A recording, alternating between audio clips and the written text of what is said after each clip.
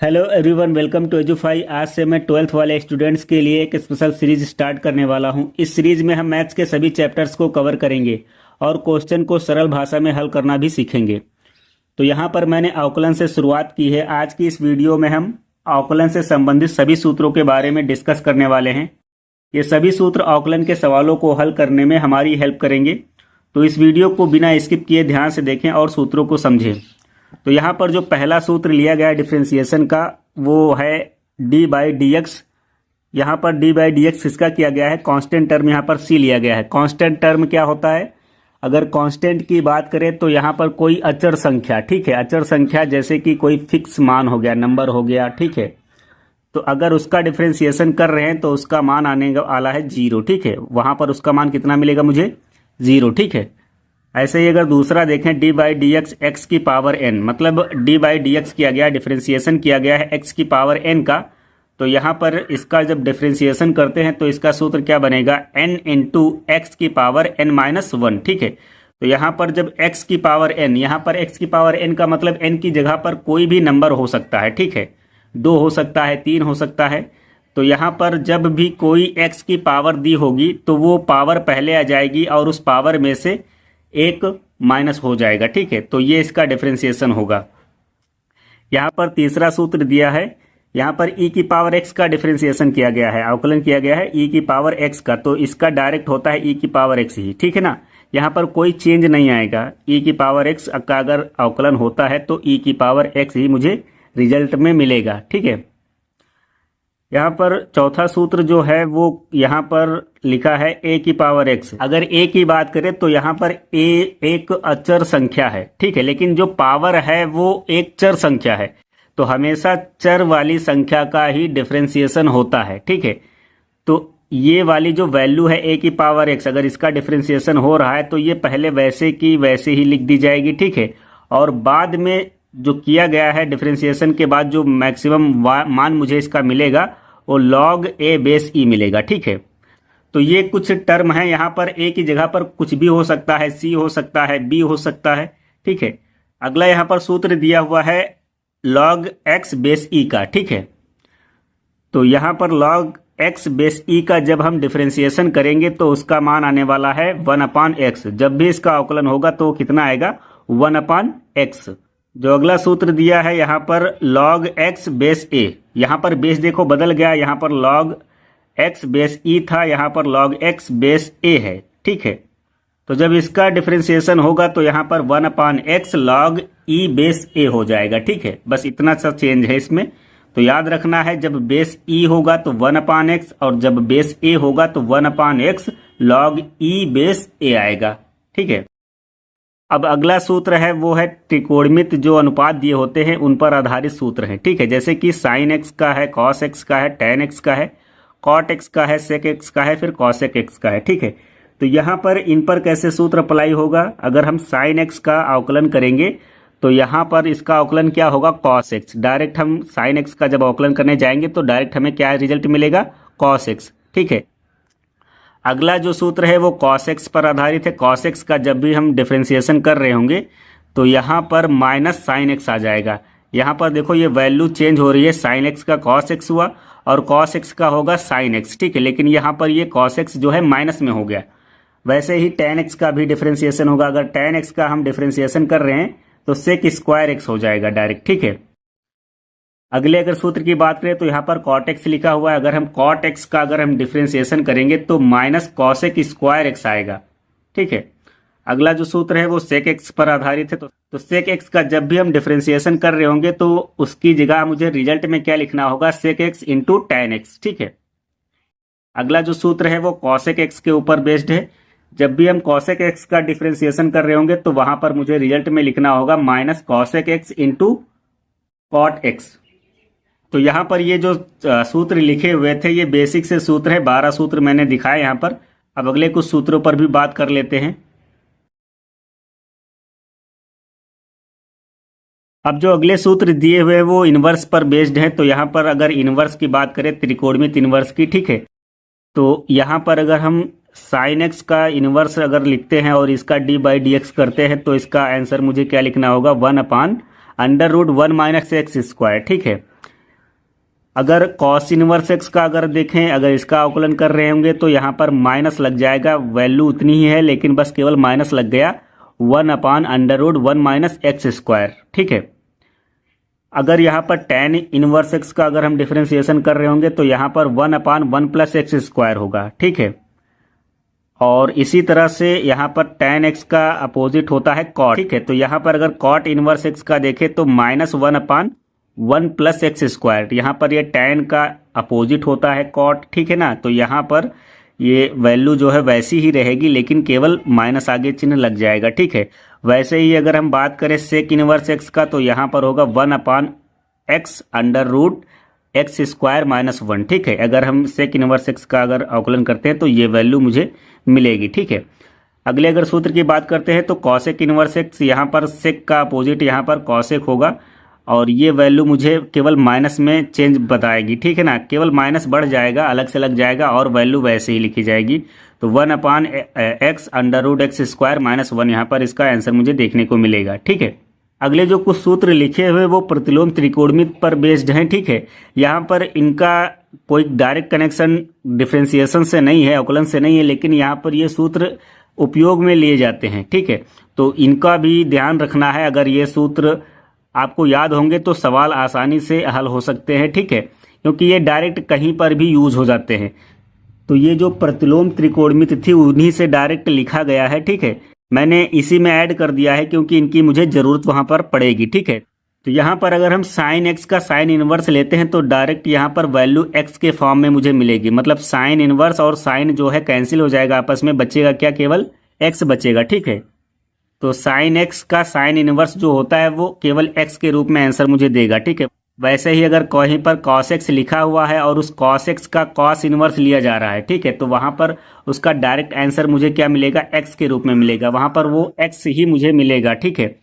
अगर ऐसे ही अगर tan की बात करें, अगर tan x लिखा हुआ है और उसका tan इनवर्स लिया जा रहा है तो x केवल यहाँ पर लिख देंगे। ठीक है। वैसे ही सेक का है, सेक x लिखा हुआ है और उसका सेक इनवर्स लिया गया तो x लिख दिया गया। कॉट x लिखा हुआ है, उसका कॉट इनवर्स लिया गया तो वहां पर भी x लिख दिया गया। वैसे ही कॉसेक x का अगर कॉसेक इनवर्स लिया जाएगा तो वहां पर भी x लिखना पड़ेगा। ठीक है। तो अब चलते हैं, कुछ इंपॉर्टेंट फार्मूलाज देख लेते हैं जो डिफरेंशिएशन से रिलेटेड हैं।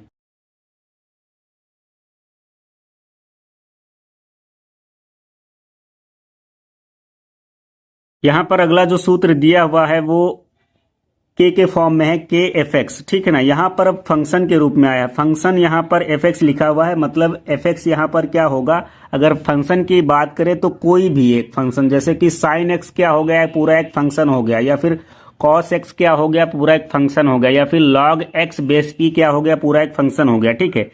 तो अगर उससे पहले कहीं पर भी कांस्टेंट टर्म आ रहा है, जैसे कि कोई अचर संख्या आ रही है, 9 आ रहा है, 10 आ रहा है, ये नंबर कोई भी आ रहा है, ठीक है, या फिर ए बी सी के फॉर्म में आ रहा है, तो वो क्या होता है, कांस्टेंट टर्म होता है, तो वो उसका डिफरेंशिएशन नहीं होता है। ठीक है।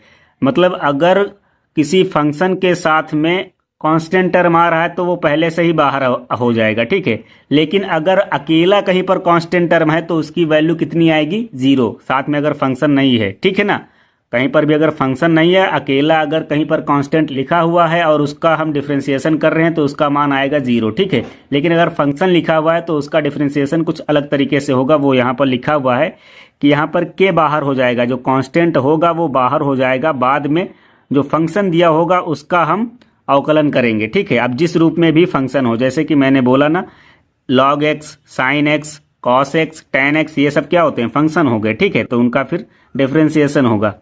अब ये बेसिक सूत्र है, अगर कहीं पर भी एफ एक्स प्लस माइनस जी एक्स लिखा हुआ है, ठीक है ना, अगर वो साथ में लिखा हुआ है और उन दोनों का साथ में डिफरेंशिएशन करना है तो इनको हम अलग अलग तोड़ के भी कर सकते हैं डिफरेंशिएशन। ठीक है। बीच में प्लस माइनस इसलिए लगा है कि कहीं पर अगर प्लस है तो प्लस लगा देंगे, माइनस है तो माइनस लगा देंगे। ठीक है।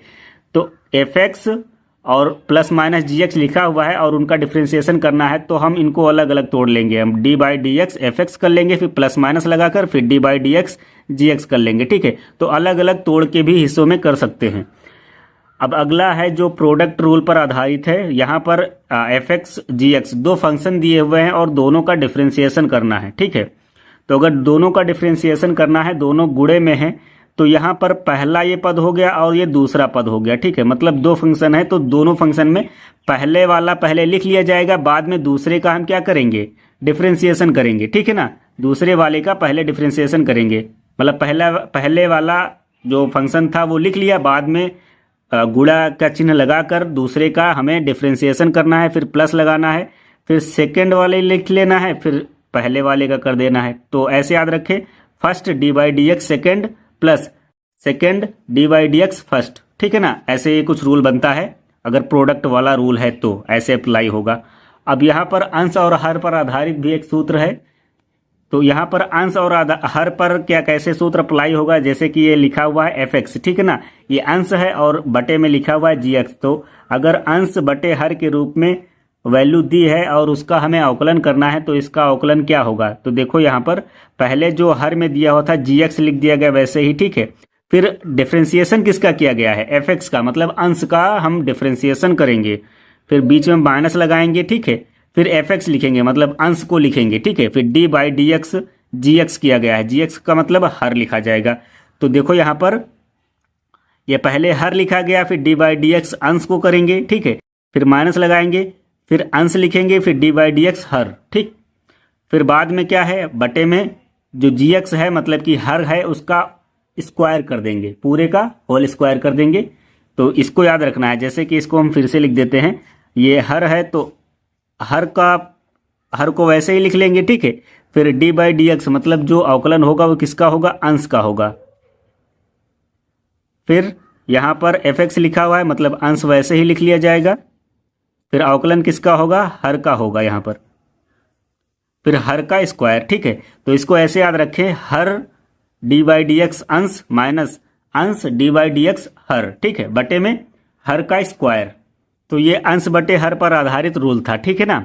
अब यहाँ पर अगला जो सूत्र है वो है एफ एक्स की पावर एन, कोई फंक्शन दिया है और उसकी पावर दी हुई है, मतलब पूरे की पावर दी हुई, जैसे कि साइन लिखा होगा, ठीक है, और वो साइन ब्रैकेट के अंदर लिखकर उसके ऊपर लिख दिया जाए 3, मतलब साइन लिखकर उसके ऊपर लिख दिया जाए चिन्ह 3, जैसे कि मैं लिखूं साइन एक्स की पावर 3, ठीक है। तो ये एक पूरा फंक्शन हो गया, ये एफ एक्स के रूप में है, ठीक है। ये क्या है, पूरा एफ एक्स, और इसकी पावर कितनी हो गई है यहाँ पर 3। तो इसका डिफरेंशिएशन हम कैसे करेंगे वो रूल यहाँ पर समझाया गया है। तो सबसे पहले जो पावर है वो पहले आ जाएगी, ठीक है, मतलब एन पहले आ गया, बाद में फिर एफ एक्स की पावर एन माइनस 1, ठीक है ना। वो जो एफ एक्स था वो साइन ही लिखा जाएगा, मतलब जो फंक्शन था वो फंक्शन ही लिखा जाएगा, कोई बदलाव नहीं होगा फंक्शन में यहाँ पर। अभी पहले पावर आई पहले, ठीक है, ये रूल पहले ही समझ चुके हो, पहले पावर आती है, बाद में पावर से एक कम हो जाता है, तो वो भी हुआ है। लेकिन यहाँ पर फंक्शन में कोई बदलाव नहीं होगा, ठीक है, वही फंक्शन लिखा जाएगा।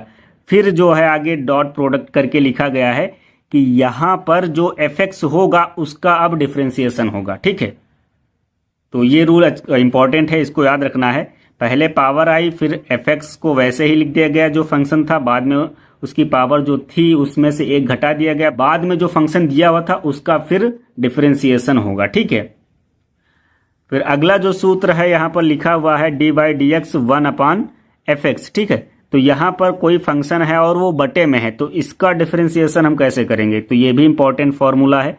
तो अगर कोई भी अगर वैल्यू है, कोई फंक्शन है और वो बटे में दी हुई, एक के बटे में, ठीक है ना, तो हम क्या करेंगे, माइनस लगाएंगे 1/f(x) की पावर 2 डायरेक्ट लिख देंगे। ये डायरेक्ट सूत्र एक लिखा गया है, ये जनरेट किया गया है, मतलब सवालों को देखकर, ये कहीं पर बुक में देखने को नहीं मिलेगा, ठीक है। तो ये अपनी तरफ से जनरेट किया हुआ एक सूत्र है। जब नंबर ऑफ सवाल हम लगाते जाएंगे तो ये समझ में आ जाएगा कि ये सूत्र ऐसे कुछ बनेगा, ठीक है। तो f(x) की पावर 2 लिख दी गई, ठीक है, बाद में फिर डी बाई डी एक्स, मतलब फिर अवकलन किया गया है उस f(x) का, ठीक है। तो आई होप आप लोगों को ये सूत्र समझ में आया होगा। अब अगले सूत्र पर भी हम बात कर लेते हैं।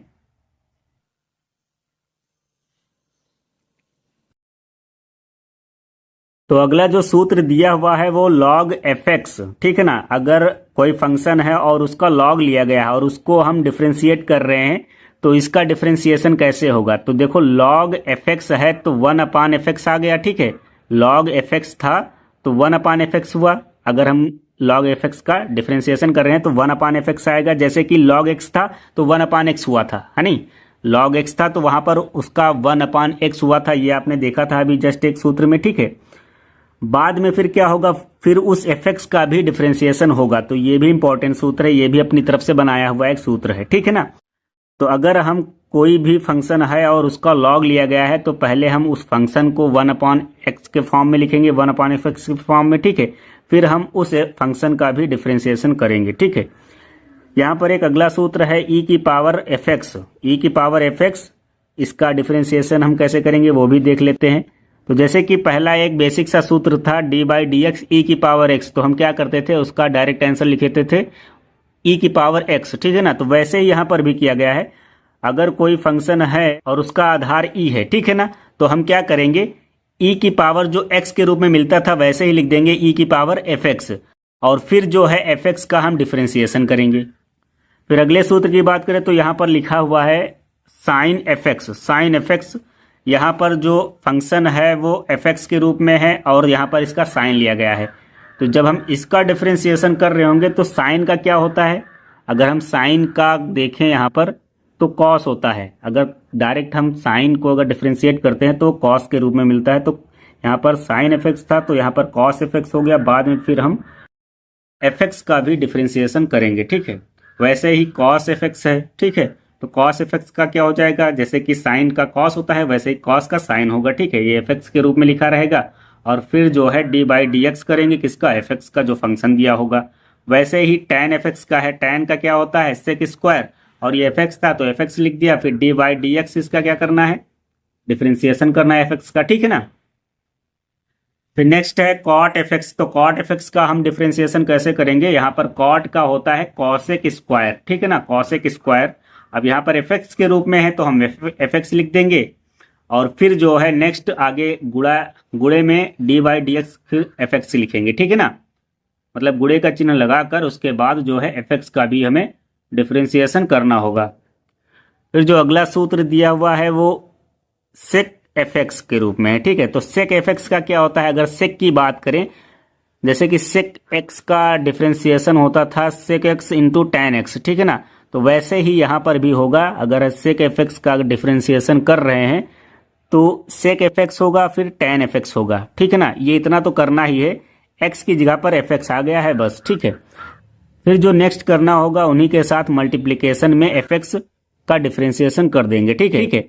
यहाँ पर भी cosec fx का दिया हुआ है, तो cosec का जैसे कि होता था cos x और इंटू cot x, ठीक है, तो यहाँ पर fx के रूप में है तो सेम वैसा ही है, यहाँ पर माइनस लगा दिया गया, cosec fx हुआ फिर इंटू cot fx होगा, फिर जो है फंक्शन को गुणे में डिफरेंशिएट करके आंसर निकाल लेंगे, ठीक है। फिर यहाँ पर जो है इनवर्स के रूप में भी दिया हुआ है, तो सभी का जो है एक एडवांस वर्जन हमें देखने को बार बार मिल रहा है, तो हम यहाँ पर हम सभी फार्मूले को नहीं लिखेंगे, ठीक है, केवल 2 फार्मूले ही दिखाएंगे और वैसे ही सभी का होगा, ठीक है। तो आप लोग समझ जाना कि होने वाला क्या है। अगर tan की देखेंगे तो tan का भी आएगा इसी रूप में, cot का भी उसी रूप में आएगा, sec का भी उसी रूप में आएगा, cosec का भी उसी रूप में आएगा। यहाँ पर मैंने sin का निकाला है और cos का निकाला है। तो यहाँ पर देखो, अगर साइन इनवर्स fx है, जैसे कि साइन इनवर्स x था, ठीक है, साइन इनवर्स x का क्या होता था, 1/1 minus x square, sorry 1/√1 minus x square, ऐसा होता था। लेकिन यहाँ पर x की जगह पर क्या आ गया है, fx आ गया है, ठीक है। तो वैसे ही लिखना है, साइन इनवर्स fx का क्या हो जाएगा, 1/√1 माइनस fx का स्क्वायर, fx का स्क्वायर, ठीक है। फिर जो है डॉट प्रोडक्ट लेना है किसका, fx का हम d/dx करके लिख देंगे, ठीक है। नेक्स्ट जो सूत्र है वो cos इनवर्स fx पर बेस्ड है, यहाँ पर केवल माइनस लगा दिया जाएगा और सेम वैसे ही होगा, ठीक है, क्योंकि साइन जो है cos का अपोजिट होता है। तो यहाँ पर माइनस लगा दिया गया, 1/√1 माइनस fx का स्क्वायर इंटू d/dx fx, ऐसे डायरेक्ट लिख दिया गया। अब आने वाले जो आगे के सूत्र होंगे, जैसे कि tan का होगा तो tan का क्या हो जाएगा, tan का यहाँ पर डायरेक्ट लिख के ही दिखा देते हैं, d/dx tan इनवर्स fx, तो यहाँ पर इसका क्या हो जाएगा, 1/1 प्लस fx का स्क्वायर इंटू d/dx fx, ठीक है। तो ऐसे कुछ सूत्र बनते चले जाएंगे, वैसे ही कॉट का भी बन जाएगा, फिर सेक का भी बन जाएगा, फिर कॉट का भी बन जाएगा। तो सभी का जो है एडवांस रूप मुझे यहाँ पर देखने को भी मिल रहा है। ठीक है, तो आई होप आप लोगों को ये वीडियो हेल्पफुल लगा होगा। आप लोग वीडियो को लाइक कर दें और चैनल को भी सब्सक्राइब कर लें। Thank you.